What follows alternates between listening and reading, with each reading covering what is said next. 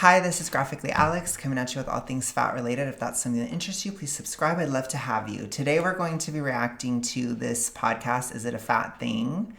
I think it's from Fat Liberation UK. One of you guys suggested this to me in my Instagram DMs, which I appreciate.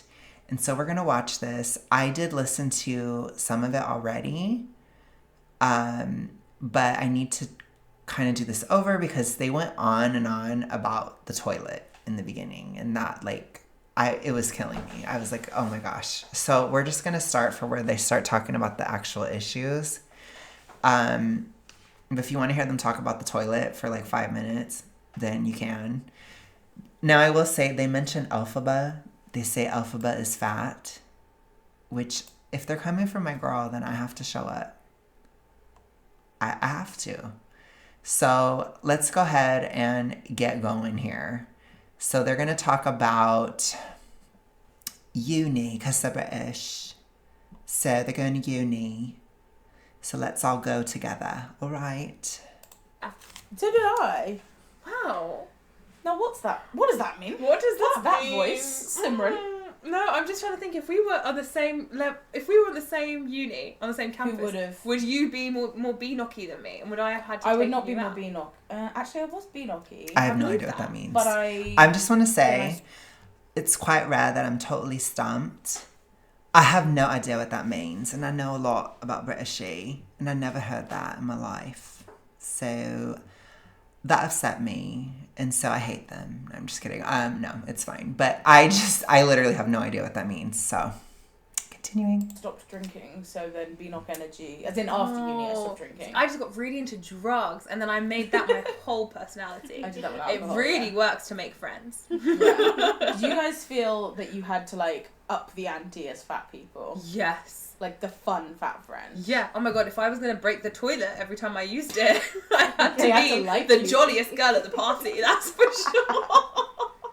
Oh, yeah, uni that's a whole other story of what I was like at uni, because it's really hard making friends turning up. I also forgot to say the audio is terrible. I've done the best I can. I've done the best I can. If they ruined it, it's not my fault, I promise. I tried. I tried to adjust it on my end. I tried everything. If it doesn't work, it's not my fault. Campus you don't know, living with people you don't know, and just immediately feeling like you're going to be judged for the way that you look. Yeah. And I put myself in some dumb situations in terms of we would be playing games like Snog, Marry, Voyage in our flat, being the only fat person. Obviously, that's I'm not going to be high up there based on societal beauty standards. So, I'm not sure what that game is, but I think I can kind of understand. But I feel like, again, it's a toxic, ritualistic thing at times to put yourself in situations, to put yourself in a certain game to trigger yourself, which it sounds like that could be what that is. It could be a form of self-sabotage, a form of doing this type of thing to get yourself to engage in the behavior, because it is bizarre. Now, I'm not from England, but I would assume they're a bit more anti-fat out there than they are here. When I was in college, I'm just kidding, they don't say college.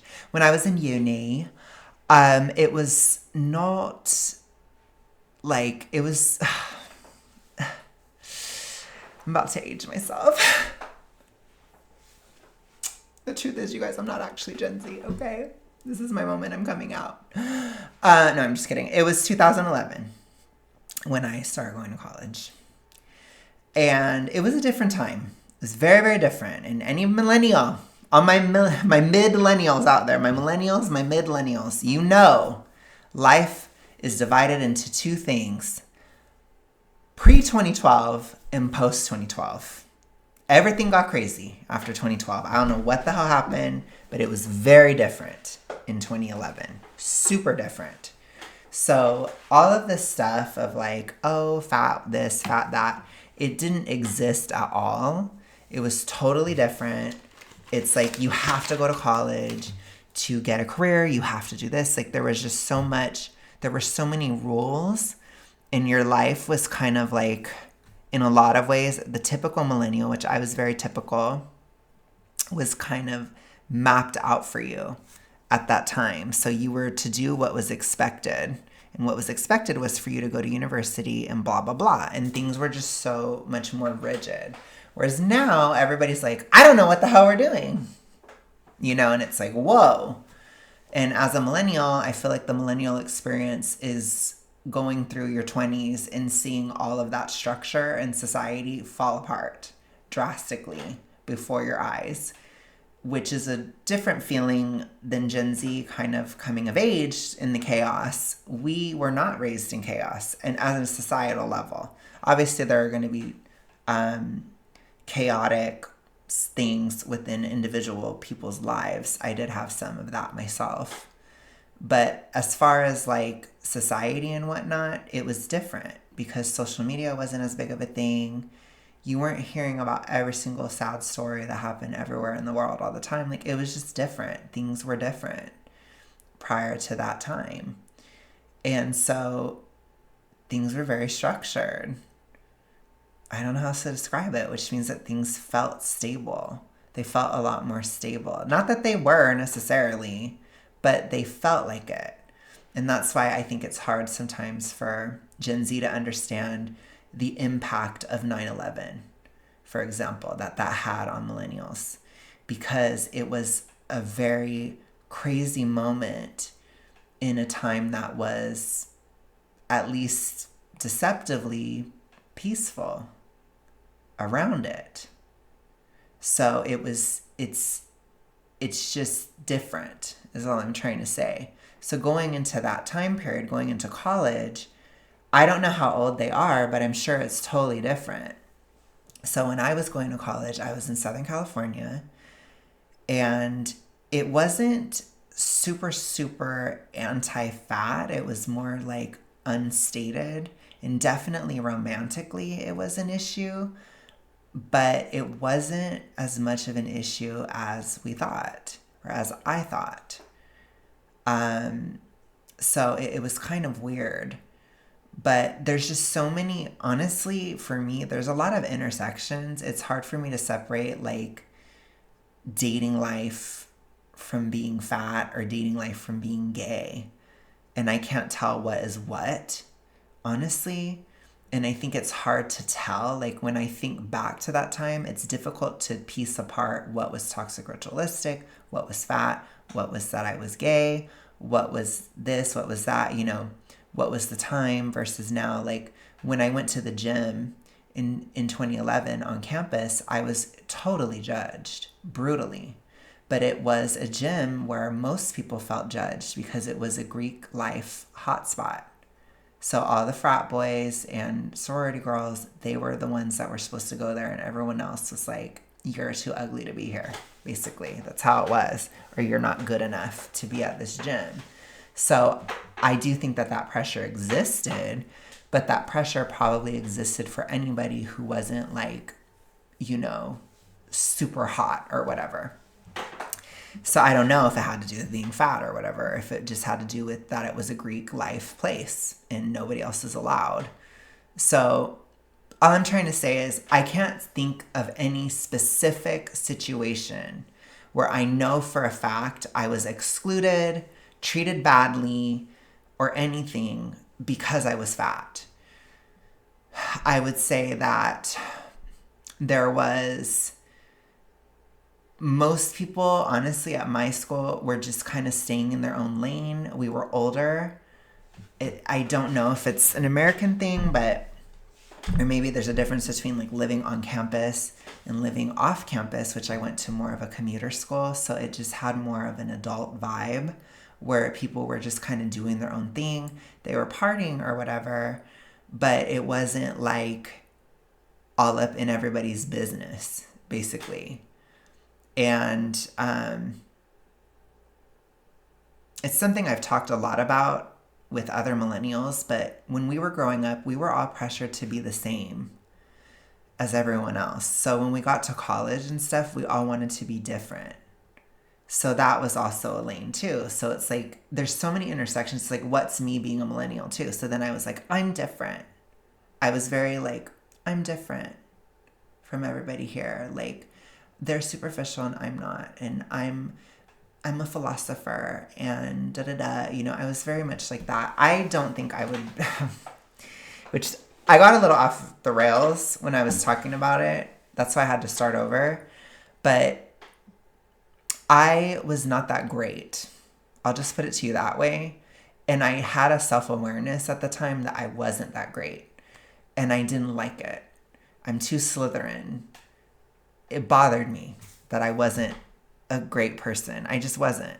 I was very typical, very cringy, very introvert cringe to the max. Like, overly sensitive,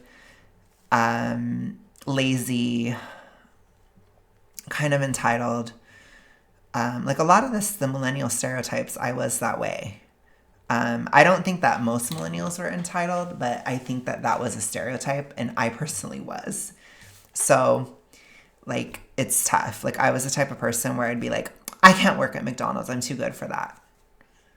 Like, I had that attitude, which is crazy because I didn't have money to be even acting like that. So I don't know.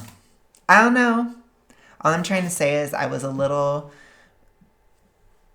different in college. I didn't have that experience where I had to like really work hard to have friends or anything like that. But again, I wasn't mid-fat. I wasn't small fat. I was super fat, which I do think it puts you in a better social situation, honestly. So that might be why as well, because maybe expectations were lower and different things like that. So it's weird to think about. Especially put a bunch of 18-year-olds in the house, they're not going for the fat person. But I would still play these games anyway, and then but I don't think why it's your fault for you didn't put yourself in those situations. Like, give yourself a bit of a break. You were just living. You too. You too were 18 years old at uni doing stupid shit like snog, marry, and avoid. Like, yeah, you didn't do anything wrong. Like, that's just people are just horrible. Yeah, people suck. I remember I went to Ayia Napa after I finished my A-levels. And on the plane, one of the girls was like, we're going to put together a chart of, like, who can get with the most boys, and there's going to be different points for what you do with them. And I was like... Oh, my gosh. If your mum... if your mum could hear you now... no, but I was, like, so anxious immediately, because I knew that wasn't going to be me. Mm-hmm. No one's picking me, you know? Okay, first of all, I don't know. Maybe that's a British thing, but I just don't... Again, I'm different. I'm special. No, I'm just kidding. No, I was never interested in being a huge hoe. I just wasn't. So again, I was in my own lane. And before anybody gets all extra and they're like, oh my God, you're so judgmental. It's less of a moralizing thing for me. And it's more of I'm introverted and I don't want to be that close to strangers. Like, it's disgusting to me. Like, I don't know how else to describe it, but literally, I could viscerally just want to throw up. Like, I don't even want to talk to people in public. You think I want to do that with a stranger? That's how I feel about it. And I was just, no matter how much it was a millennial thing to pressure everybody to be a huge hoe and all that, I just did not give a fuck. I did not want it. If anything, I had a toxic ritualistic drive to stay big because I didn't want that pressure at all. Because I am so introverted. And I'm telling you guys, like, people are always trying to tell me, they're like, you're not that introverted. No, like, when I was in college, I was mega introvert. Like, I have the most cringy fucking poetry. It's disgusting. It's horrible. It is so bad. And I just want to die sometimes when I think about it too much. But I was way too introverted. Like, I think back to that time and, ooh, no. It was a problem. And I did fix it. So by, like, 2014, honestly, I forced myself to be more extroverted. I was like, you have to force it. Because I was so introverted, it was, like, starting to kill me. Like, I was, like, going to have death by introversion. Basically, I don't know if that exists, but it was starting to get that bad where it's like I literally wasn't living or I wasn't doing anything. I was constantly holding myself back And so I was like, I had to like change. So a lot of my college years, I was in that very stifled state. In college, honestly, the social climate at the time, the types of professors I had, they were very negative. I think because I went to a school that was not like bougie or fancy, a lot of professors, they were really down on their lives there. I don't know how else to say it. Like they probably wanted to teach somewhere else and they flopped. And so they ended up there. So they were really negative. They had a very pessimistic view. And it really rubbed off on me in a bad way. I don't feel like I had good leadership in college at all. Like I have so many issues with my college experience. But the point is, it all reinforced how I was, and in a very negative way. So a lot of my college years were very stifling, and I don't look back at it fondly at all. But it is also the sort of psychological prison that ultimately it pushed me to rebel against that type of stuff. And so that's what pushed me to say, I'm not just gonna not be stiflingly introverted. I'm gonna force myself to do things. You see? So if I hadn't had gone, I may not be who I am today. But I've spent most of those years miserable and bored in college and feeling honestly stifled and feeling like I had to get this fucking thing over with so I could live my life. That's how I felt. I felt like I had to get through college so I could live. And again, it definitely was part of a toxic ritualistic mindset. It's probably like one of those logic overlaps where it's like, I have to get through college so I can live. I have to lose the weight so I can live, right? It's a similar logic, and it just transferred really easily. And it's not correct. And again, I was starting to break out of it in 2014. In 2014, that's when I realized I had the issue. So I started to fight these things. So I started to live while I was in college, and I started to push and do things. And it was really scary, and it was really hard. And I flopped massively. But we learn from our flops. But anyways, all I'm trying to say is, if fatness affected my college experience, it was more to do with the toxic ritualistic that affected it. It affected how I viewed it. It affected what I listened to. So was it that all professors were negative, or was it that I was only paying attention to those who were? Which, by the way, there were plenty of them. It's one of those things. What did I pay attention to? Where did my mind go? And back then, I suffered in silence. I never talked about it, because one of the biggest things is to keep it a secret. So all I'm trying to say with all that is, I wonder if some of their issues with their uni experience had to do with the interaction of the toxic ritualistic that they may have, which they might. Like, you know, a little bit of a red flag with that. I'm going to put myself in a triggering situation. It's a little bit of a red flag for me. I wonder how much that affected it. Now, I do understand that they are in England or the UK or whatever. It could be different. I think they're in London, so they're in England. And it could be a lot more anti-fat in England than here. But again, I feel like Southern California was pretty comparable. Southern California in 2011. Maybe it isn't comparable, but I don't know. It's interesting to think about.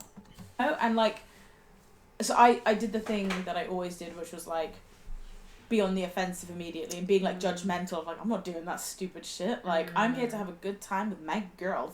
But like, really, I was like, well, I'm just going to immediately shut it down because I know no one's going to pick me. Yeah. Pick me. Okay, so she was a wannabe hoe. She wanted to, but she... Okay. I mean, honestly, facts. You know, I have a friend who's a huge hoe, and I want to call him out.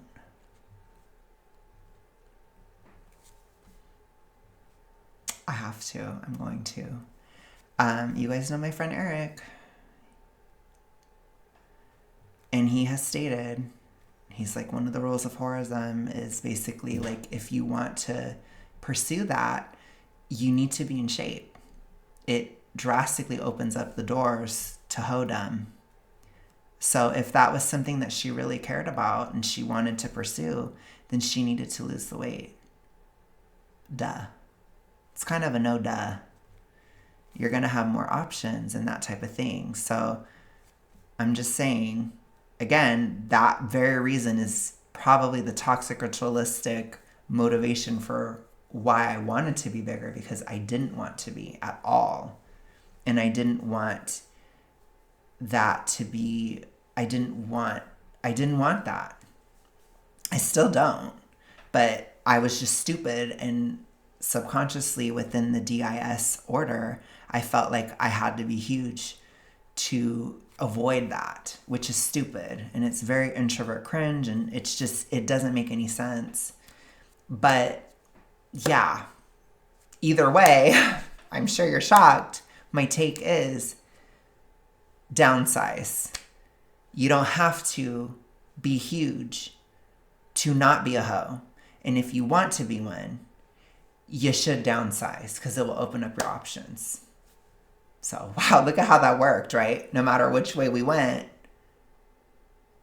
to don't accept the fatness on an anti-FA channel. What? You guys already know my chart story. It's harrowing. I do.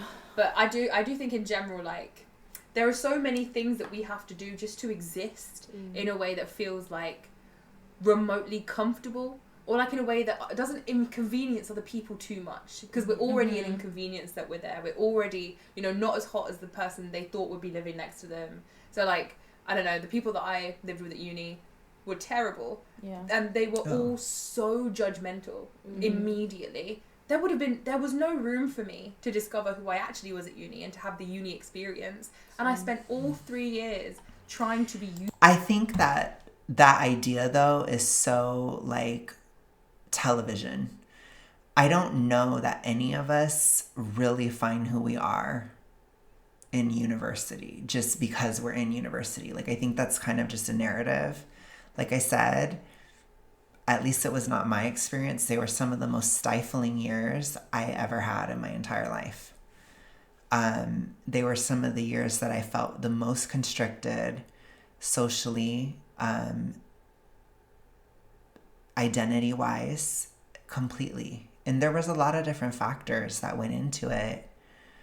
And I don't just blame university. I'm just saying that I don't think that anybody has a perfect uni experience. I don't think that exists. I think that it's a complicated time of our lives. It's emergent adulthood. It's difficult. You have big questions to navigate. You're kind of dumb. I don't know what else to say. Sorry, no offense to anybody who's young, but you are. And you'll view yourself as that when you're 30. Put you that way. Because I think about it and I'm like, oh my gosh, I was so stupid about so many different things. But it's like, I think that she uses this television version of university as this, like, weapon against herself. And she uses it and she interacts with it within her fatness. It's a way to use it as a weapon against yourself. Whereas I think university, honestly, in a lot of ways, it encourages conformity. It encourages herd mentality, especially like if you think of like fraternities and sororities, right? And things like that. I think university encourages you to get grades. So a lot of people go into university and they're only focused on grades and that's it. It encourages people to use substances that they maybe wouldn't have, So I just think that a lot of people, especially at such a young age and stepping away from your family and all this stuff, people get swept up in it. So it's not necessarily where you find yourself. I think for a lot of people, it can be where they lose themselves. And then you get out of it and then you find yourself. Honestly. Because then it's kind of like sink or swim. let's see what I actually care about. Let's see what I'm actually doing as an adult. And that will tell you a lot more about yourself. Like I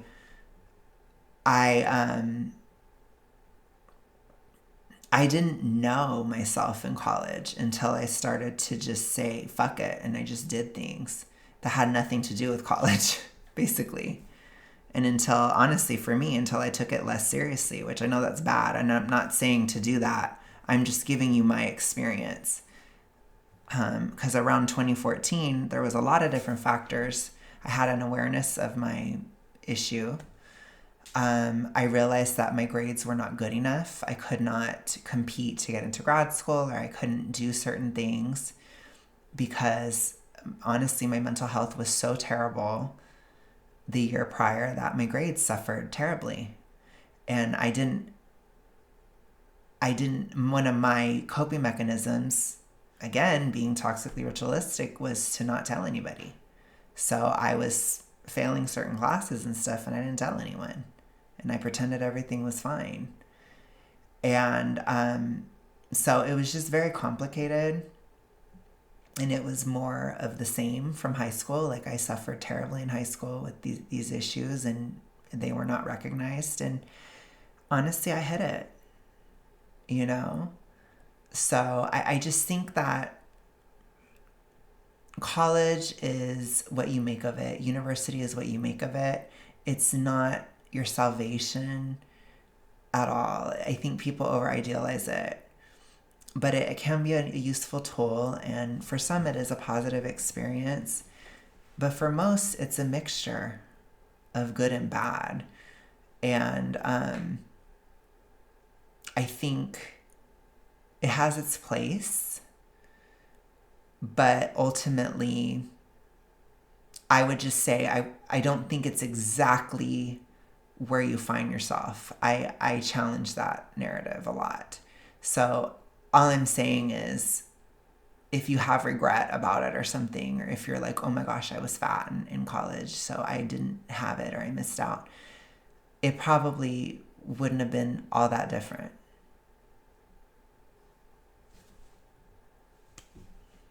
And I know that kind of ruins it for people, but it's true. Maybe some people did find themselves in college, but a lot of people didn't. It's like maybe some people found a successful career after college, but a lot of people didn't. You know what I'm saying? It's what you make of it. Some of it is a little bit of a crapshoot. And some of it is just if you're doing well at the time or if you're not. You know, which I probably should have taken a leave or something during some of those years where I was very not well mentally. And I think back to it, and I should have just taken a break. I was not able to do it. But if I would have had to do that, it would have been a huge deal. It would have been a huge controversy. Why? What's wrong with you? Why can't you do this? Da, da, da. And it would have been this whole thing that it was just, gosh, you know? So I think it's just, all I'm saying is, do not use those years as a weapon against yourself, no matter what. If you have regrets, if you have successes, if you have all these things, let's say it's the best years of your life so far. That doesn't mean that that's the best years of your life forever. Don't use that type of thing as a weapon against yourself. It is what it was. And you just kind of have to get past it, or like think past it and think, well, this is what I learned. So what did I learn in college? I learned that there's such a thing as being too introverted. So what did that do? It really pushed me to do so much more in the remainder of my 20s. I learned that statistics could be manipulated. They taught me that in some of my psych classes. So that was interesting. So I always knew to look at certain studies with a questioning eye, because they can shift things, especially in soft sciences. It's easy. So that's a big thing too. And you have to question studies. You have to question things, look at methodologies. So I learned that. That's something I still use to this day. And other than that, I learned that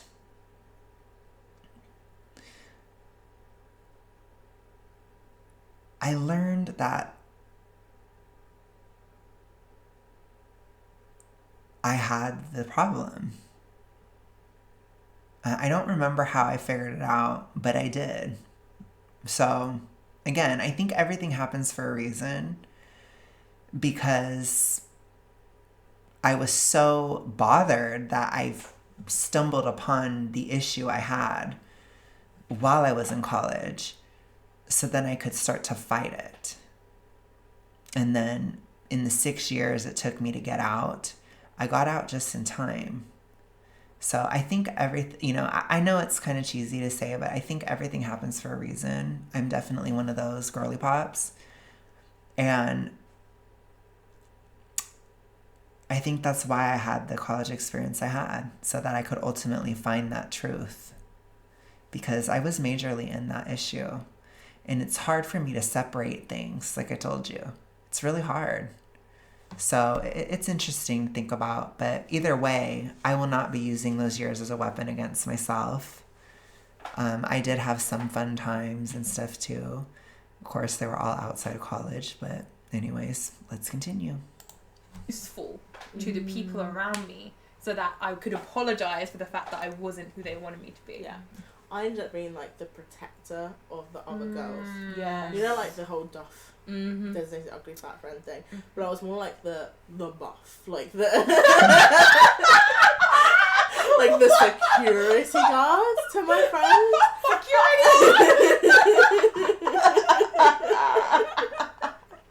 Like, I was like, you've been messing with my friend, like you've been playing with her heart, like I will come for you, sort of thing.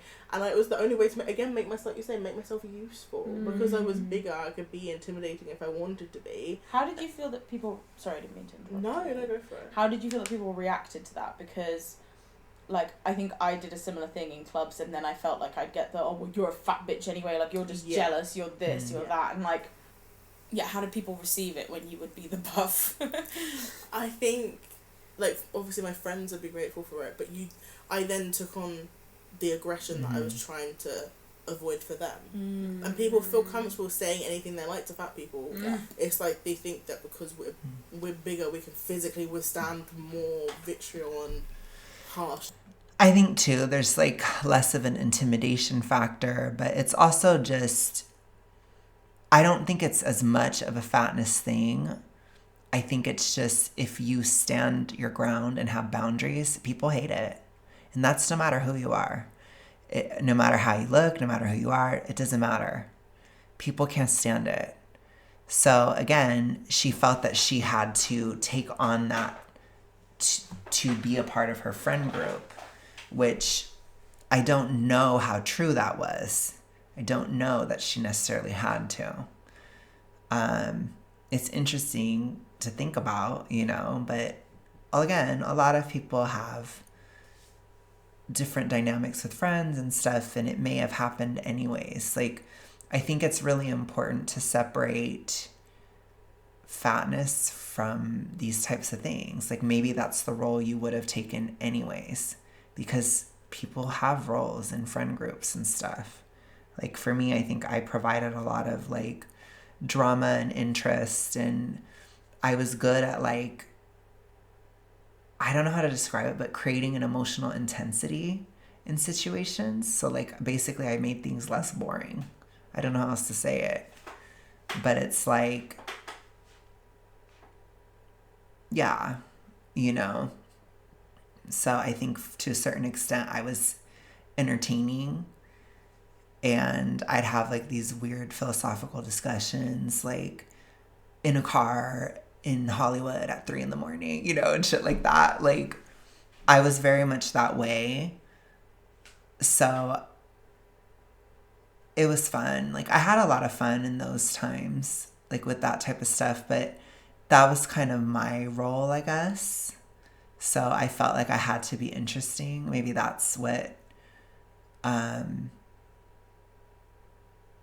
carried, I guess, as the fat friend, which I found that kind of dying as I've been in the mids, and I've been forced to really contend with boredom and being boring. And, you know, it also overlaps with me being in my 30s and stuff and realizing I don't have to do that, but maybe it is a fat thing, you know? So I was going into this thinking, oh, I didn't have no role, or, oh, it didn't matter. But now I'm like, maybe I did.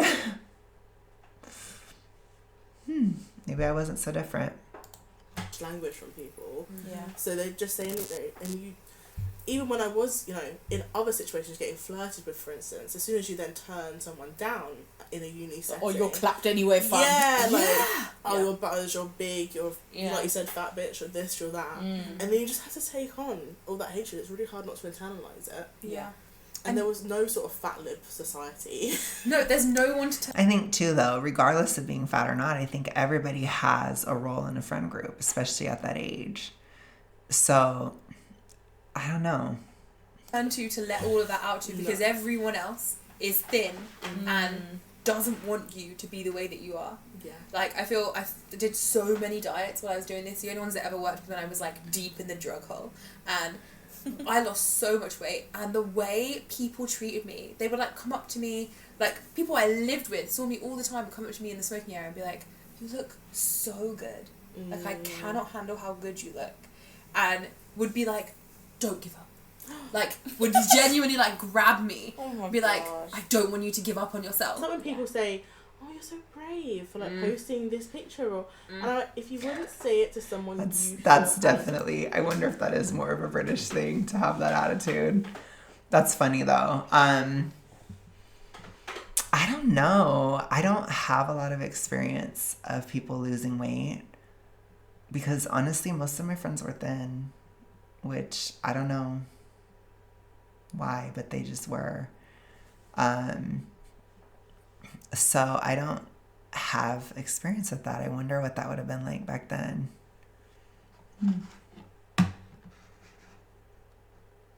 Physically attractive and desirable, but you would say it to someone that you didn't. Because I know for me, I just felt like it was impossible. And I was very introverted cringe. Like I didn't ever witness somebody lose weight like that.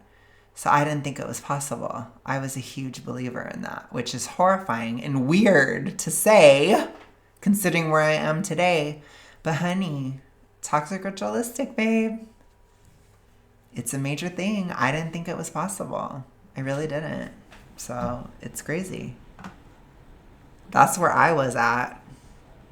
Not the cute morale boosting thing you think it is. It's you saying, "Oh, you shouldn't be comfortable to post that or do that, but you're doing it anyway," and that's great. Yeah, it's really condescending. Nothing makes me angrier. Like, genuinely, if I see some of those comments on my shit sometimes, and I'm like, who is this for? Yeah. Because it's not for me. It's you telling yourself, "Wow, this would be nice." Like, if I was her size, I could never be like that. It is like, that is all you're saying. Yeah. There is no other subtext that is remotely useful in that situation. Either that or it comes from other fat people who, fair play, like they're dealing with their own internalized fat phobia, but then you're putting that onto someone else. And like, well, I would never post that of myself. So the fact, because I feel all these negative things about myself. I do wonder if they're, I've always talked about how I don't think they can be pleased. I wonder if they are going to be any different than American ones and like say what they wish people would say type of thing. But I feel like a lot of times when fat activists talk about this type of stuff, they just don't want anybody to ever say anything, which is not realistic. So the fact that you would, and I see your body like I see mine, and therefore it's also negative, is very brave. Yeah. So either way, no matter where that message is coming from, and it can be with a positive intention, but the message that's actually coming across, the impact that it's having, is always one of, "Oh, you should be hiding your body, but you're not." Yeah. And like you say, if it has a positive intention, it's like, I understand that if you haven't been in that situation, it might be hard to get your head around that actually you're being really condescending. But it's when you say that to someone and you have those conversations and you're immediately met with defensiveness, that's frustrating, because it's like, I'm just telling you how I feel and you're not listening. Like, if I tell you, "Hey, this thing you said does not make me feel good," then that should be the end of it. Yeah. But I guess, the internet exists and it's a lot of strangers who feel very comfortable in our comment sections. If it How wasn't do we get clear, here from toilets? I was just about to ask. Yeah, if it wasn't clear how we got here, I have no idea either. But you know, I too destroy a toilet seat. See, thank Solid. you. Told you they were talking about toilets. Thanks, mate. Destroying or butcher, that's a strong word. Listen, it makes me feel powerful that I can do that. Do you know That's what? a good way. I like Powerful is nice. I really Yeah. like that.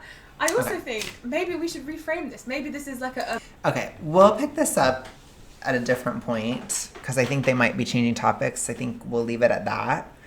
Being fat in college, I guess.